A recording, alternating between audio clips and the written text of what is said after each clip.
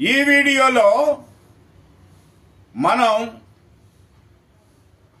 ప్రస్తుతం చైనా దేశంలో తిరిగి మొదలైన వైరస్ ప్రమాదం గురించి మనం తెలుసుకోవడానికి ప్రయత్నిద్దాం.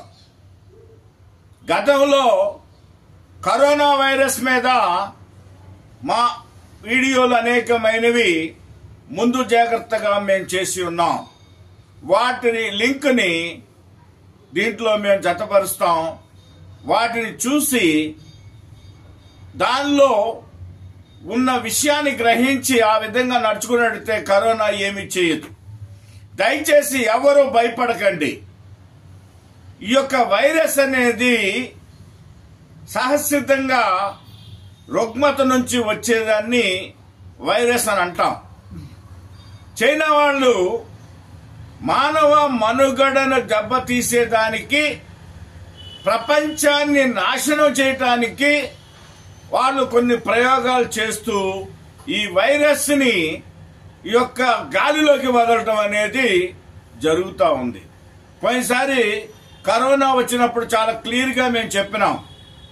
కాబట్టి ఈ యొక్క వైరస్ అనేది గాలి ద్వారా, తర్వాత అక్కడ మనుషులు కొంతమందికి వస్తే అదే మనుషులు మరి ఇక్కడ ఇతర ఈ దేశాలకు రావడం వల్ల కానీ ఈ యొక్క వ్యాపిస్తుందని చెప్పేసి ముందు జాగ్రత్తగా అనేక అంశాలని ప్రభుత్వం మన దృష్టికి తీసుకొస్తా ఉంది.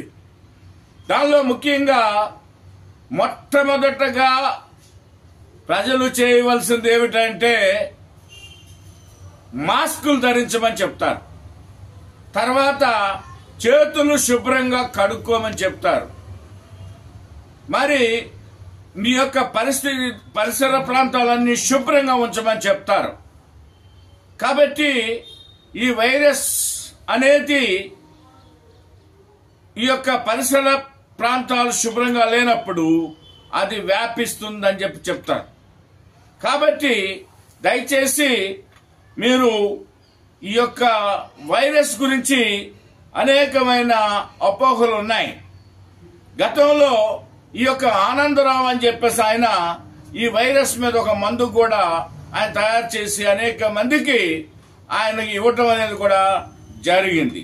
దానిలో తిప్పతీగ, మరి మిరియాల పొడి, పసుపు ఇటువంటివి వేసి కషాయం కాసుకొని తాగితే ఈ గొంతు మీద ఉన్న అదంతా కూడా పోయి మీకు వైరస్ తగల